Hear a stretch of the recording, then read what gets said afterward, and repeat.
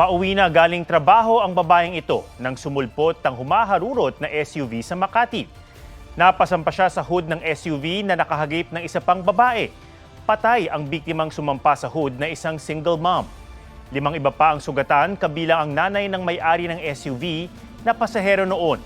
Pero hindi ang may-ari ang nagmamaneho ng SUV kundi isang security guard. Basta raw minaneho ng gwardya nang walang permiso ang SUV para ilipat daw ng parking. Labis daw ang pagsisisi ng 60 years old na gwardya na sa tingin ng pulisya ay hindi marunong mag-drive ng sasakyang automatic. Nakakulong na siya sa Makati Police Station at nahaharap sa patong-patong na reklamo.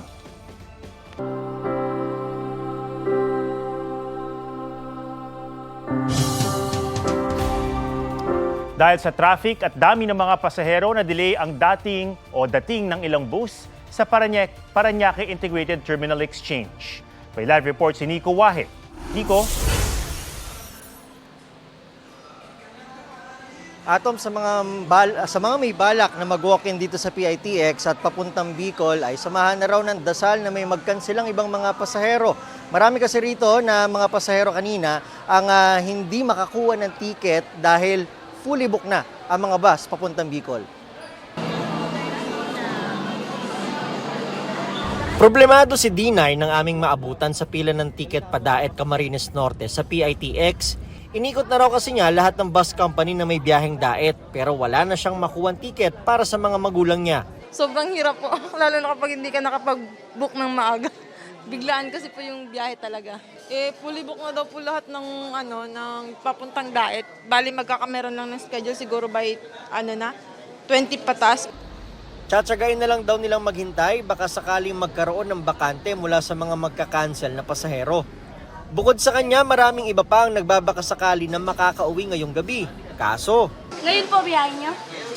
Wala na po kaming bakante. Fully book na po. may ibang maagap naman gaya ni Nanay Emily na February pa lang may ticket na pauwi ng Donsol Sorsogon. Kaya maaga na ako ngayon. Para hindi na ako makipagsiksika. May ilang bus naman kanina na na-delay ang dating. Sa traffic sir, sa port ng Quezon. Tsaka siyempre yung buhos ng mga sasakyan na uwi ng probinsya, kaya nagkakaroon po kami ng delay. Para sa mga pasaherong may mahabang oras ng biyahe, wala raw dapat pag-alala, sabi ng ilang driver. Si Zaire kondisyon daw para makabiyahe pa Sorsogon. Unang biyahe niya raw ngayong gabi, kaya sinigurong sapat ang kanyang tulog. May karelyebo naman daw siya. After 5 hours, sir. Tapos siya naman. Tapos ng 5 hours, ako naman ulit. Ilang palit yun? 3, sir. Bukod sa kondisyon ng pangatawan, dasal din daw ang baon nila. Atom, sa mga oras na ito ay nasa mahigit 135,000 na mga pasahero na ang dumagsa rito. Mas maliit yan kaysa dun sa mahigit 166,000 kahapon. Yan mo ng latest, balik sa'yo. Maraming salamat, Nico Wahid. Sinuspende ang 6 na unit ng kumpanyang nagmamay-ari ng bus na nadisgrasya sa North Luzon Expressway. Paalala ng gobyerno sa mga driver para iwas disgrasya ngayong Semana Santa, huwag kaskasero. May report si Joseph Moro. Yuping-yupi ang harapan ng bus na ito matapos sumalpok sa isang truck sa North Luzon Expressway sa Valenzuela City kagabi. 13 ang nasugatan kabilang ang babaeng 83 anyos na magang-maga ang mata. Nasugatan naman sa siko si Mark Henry na natutulog daw na maaksidente ang bus. Yung bus driver sobrang reckless talaga. Ang bilis niyang magpatakbo. Mabilis po ang takbo ng bus. Ayon sa mga pulis, papuntang monumento sa Caloocan ng bus na galing sa Angat, Bulacan. Nag-vert siya ng kaliwa para hindi niya mabangga sana itong dump truck. Kaso nga lang, meron close van na nandun sa third lane na nabangga niya una. At pagkabangga niya nito, kumabig naman pa kanan hanggang sa dire-diretso nabangga niya yung puwitan ng dump truck. Sa sobrang tulin lang po niya yung nakita namin na kamalian ng bus driver. Tumanggi magbigay ng pahayag ang bus driver at kinatawan ng bus company. Ang sabi ng company ng bus, willing silang sagutin kung ano man yung mga gastusin ng mga biktima na nasa ospital. Inisyuhan ng show cause order ang operator ng bus. Sinuspende naman ng 30 araw ang 6 na unit ng bus company. Paalaala ng gobyerno, huwag kaskasero lalo't maraming babiyahe ngayong Semana Santa. Bukod sa kaskaserong driver, posible ring manganib ang buhay ng mga pasahero kung nakadroga ang driver. Kaya sa Cebu, sinailalim sa random drug test sa mga driver at konduktor ng mga bus at V-Hire o van for hire. 3 bus driver ang nagpositibo sa droga. Sa Iloilo City, nagpositibo rin sa droga ang isang taxi driver, tricycle driver at 2 tsuper na modernized jeepney. Kapag napag-alaman sa confirmatory test na gumamit nga ng droga ang driver, kukumpiskahin ang kanilang driver's license at hindi napapayagan pa makapagmaneho. Joseph Morong, nagbabalita para sa GMA Integrated News. Nirescue ang mahigit 100 taga Mabini, Davao de Oro kasunod ng malawakang pagbaha. Naitala naman sa Los Baños, Laguna ang pinakamainit na temperatura mula nang ideklara ang tag-init noong nakaraang buwan. Yan ang mga naging lagay ng panahon sa mga sunod-sunod na araw sa report ni CJ Turida ng GMA Regional TV. Pumalo ng 50 degrees Celsius ang heat index o damang init sa Los Baños, Laguna ngayong araw. Sabi ng Pag-asa, yan na ang pinakamataas na temperaturang naitala mula nang mag-umpisa ang monitoring ng heat index ngayong taon. Pinakamataas din yan mula nang ideklara ang tag-init noong March 26. 44 hanggang 46 degrees Celsius naman ang heat index forecast sa Dagupan City sa mga susunod na araw. Ang diskarte ng ilan? Minom po na maraming tubig, saka dito sa dilim, nalabas ng bahay. Naliligo po, sir. Naliligo? Yes po. Ilang beses? 3 times. Umaga? Tanghali, tas gabi po. Pero kung matindi ang init sa lungsod, siya namang lakas ng ulan sa ilang bayan sa Ilocos Norte. Tumagal ng halos 1 oras ang ulan sa Burgos, Pasukin, Bangi at Pagudpud. Labis ang pasasalamat ng mga residente para anila mapawi ang maalinsangang panahon. Sa Mabini, Davao de Oro, nasa 100 individual mula sa 2 barangay ang binaha. Ayon sa PDRRMO, pag-apaw ng ilog at high tide ang nagpabaha. Agad ni-rescue ang mga nakatira malapit sa ilog at dagat. Ayon sa Pag-asa, ang pagbaha ay epekto ng easterlies. Sa special weather outlook ng Pag-asa, mula Miyerkules Santo hanggang Easter Sunday, magtutuloy-tuloy ang mainit at maalinsangang panahon. Pero hindi pa rin inaalis ang tsansa ng ulan dahil sa localized thunderstorms. Sa datos naman ng Metro Weather, may mga pag-ulan din sa ilang bahagi ng bansa. Madalas yan bandang hapon o gabi, kaya magdala pa rin ng payong at mag-monitor ng advisories ng Pag-asa. CJ Torida ng GMA Regional TV, nagbabalita para sa GMA Integrated News.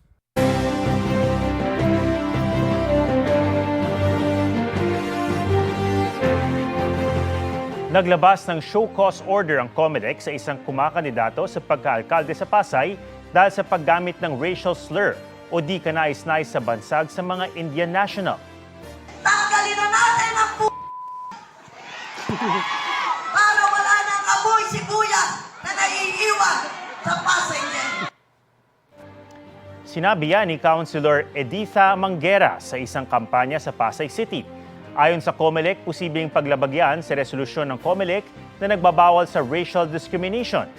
Binigyan si Manguera ng 3 araw para magpaliwanag kung bakit hindi siya dapat i-disqualify mula sa eleksyon. Sabi ni Manguera, bukas siya maglalabas ng pahayag. Hanggang bukas na lang pwedeng mangampanya bago ang campaign break para sa Semana Santa, kaya tuloy-tuloy sa paglatag ng plataporma ang ilang senatorial candidate. May report si Ian Cruz. Dagdag benepisyo para sa mga PWD ang tututukan ni Attorney Angelo de Alban. Programa para sa mga mangingisda ang isusulong nina Mimi Doringo, Modi Floranda, Jerome Adonis at Teddy Casino. Kasama rin nilang nag-ikot sa Tacloban sina Representative Franz Castro at Liza Maza. Nag-motorcade at dumalo sa rally sa CDO at Misamis Oriental si Senator Bongo. Nasa pagtitipon din si Philip Salvador at Senador Bato de la Rosa. Murang pagpapaospital ang tututukan ni Congressman Rodante Marcoleta. Infrastruktura at programang pangkabuhayan ang tinutulak ni Manny Pacquiao. Nag-ikot si Kiko Pangilinan sa palengke ng San Jacinto, Pangasinan. Sa Manggi, Ilocos Norte naman, nag-ikot si Ariel Querubin. Humarap naman sa mga lider ng kabataang barangay si Senator Francis Tolentino. Pagsasabatas ng 200 pesos legislated wage hike ang pangako ni Bam Aquino. Proteksyon ng indigenous people ang tiniyak ni Representative Bonifacio Busita. Dagdag pondo sa edukasyon at kalusugan ang diniin ni Representative Arlene Brosas. Kasama niya sina Amira Lidasan at Nars Alin Andamo. Mga tribal leader ang kinausap ni Allen Capuyan sa Misamis Oriental. Women empowerment ang isa sa advokasya ni Senator Pia Cayetano. Giniit ni David De Angelo ang paglaban sa political dynasty sa isang forum. Kasama niya si Attorney Luke Espiritu at Roberto Balyon. Patuloy naming sinusundan ang kampanya ng mga tumatakbong senador sa eleksyon 2025. Ian Cruz nagbabalita para sa GMA Integrated News. Inireklamo ng NBI ang isang senatorial candidate dahil sa pagbanggit na naglabas ang Korte Suprema ng temporary restraining order laban sa pag-aresto kay Duterte kahit hindi naman. Inireklamo ng NBI si Attorney Raul Lambino ng unlawful use of means of publication and unlawful utterances na pinabigat pa ng paglabag sa Cybercrime Act. Tinawag yang political harassment ni Lambino. Nais daw niyang makita muna ang reklamo para masagot punto por punto. Bago yan, naglabas din ng show cause order ang Korte Suprema para pagpaliwanagin si Lambino. Naghain din ng reklamong inciting to sedition ng NBI laban kina dating presidential spokesperson Harry Roque at vlogger na si Maharlika. Para yan sa umano'y kontrobersyal na polvoron video. Inireklamo rin ng NBI si Maharlika ng cyber libel, forgery, and unlawful utterances complaints. Sa isang post sa social media, sinabi ni Roque na welcome ang inihaing reklamo laban sa kanya. Magandang oportunidad daw ito para kay Pangulong Marcos para patunayan sa korte na hindi totoong gumagamit siya ng cocaine. Gihit pa ni Roque, hindi totoo ang mga sinabi ng isang vlogger na tumestigo sa pagdinig ng House Tri-Committee na sa kanya nanggaling ang polvoron video. Agawan sa videoke ang naging mitya ng pagpanaw ng isang lalaki sa Iloilo. Ilang beses binaril ang biktima sa loob ng KTV bar. Kwento ng staff, kumakanta ang lalaki nang i-cancel ng suspect ang kanta para makakanta rin hanggang sa gumanti ang biktima at doon na nagkagirian ang dalawa. Tumawag pa ng restback ang suspect, saka sinipa ang biktima at pinagbabaril. Patuloy pang pinaghahanap ng pulisya ang suspect. Kampiyon sa finals ng juniors basketball sa NCAA Season 100 ang Perpetual Junior Altas. First quarter pa lang, maganda na ang laro ng Junior Altas kontra sa Benilde Lasal Green Hills Greenies. Sunod-sunod na silang nagpaula ng punto sa second quarter hanggang sa third quarter. Pagdating ng fourth quarter, hindi na nakahabol ang Junior Greenies at nagtapos ang laro sa score na 101-67. Emosyonal ang Junior Altas nang makamit ang kauna-unahang championship sa loob ng 41 taon. Nagsimula ng dumayo sa mga simbahan ng ilan nating kababayan para sa bisita iglesia.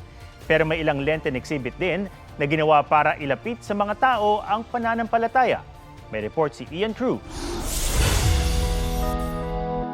Hindi lang nakahuhumaling na Baroque architecture ang dinarayo sa Saints Peter and Paul Parish Church sa Calasiao, Pangasinan. Lalo ngayong Semana Santa, mula sa iba't ibang lugar ang nag-aalay ng panalangin. Malapit din ito sa Minor Basilica of Our Lady of Manawag. Dinaragsa rin tuwing mahal na araw ang Divine Mercy Shrine sa El Salvador City, Misamis Oriental. Nakapako sa sentro ng pananampalataya ng mga Katoliko ang sakripisyo ni Jesus.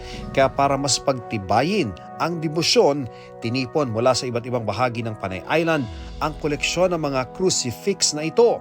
Samot-saring porma, hugis at hitsura ng imahen ng ipinakong Jesus. Masisilayan ang exhibit na ito sa Cardinal Sin Museum sa New Washington, Aklan hanggang Mayo. Inilapit naman sa mga devoto ang mga life-size na imahen ni Jesucristo sa Pampanga Lenten exhibit. Mahigit 40 rebulto ang tampok, kabilang rin dito ang mga imahen ng ilang santo. Bukas ito sa publiko hanggang sa pagtatapos ng Holy Week. Ian Cruz nagbabalita para sa GMA Integrated News. lang. After PBB exit, ready to enter naman sa lolong pangil ng Maynila si AC Bonifacio. Makakasama niya muli rito ang kaduo na si Ashley Ortega bilang special agents. First time niya kasi mag-action, Tito Lars. Kinakabahan po talaga ako. I mean, that's how it is when you're put into a new environment. But because of the people surrounding me, everyone's so welcoming. Star Wars star Daisy Ridley. Enjoy sa scenery at sunset ng Pilipinas. Exhibit na dedicated kay BTS Jungkook binuksan sa New York. Enjoy ang ARMY sa costumes, music videos, awards at pictures ni JK. Lars Santiago nagbabalita para sa GMA Integrated News. Huwag magpahuli sa mga balitang dapat niyong malaman. Mag-subscribe na sa GMA Integrated News sa YouTube.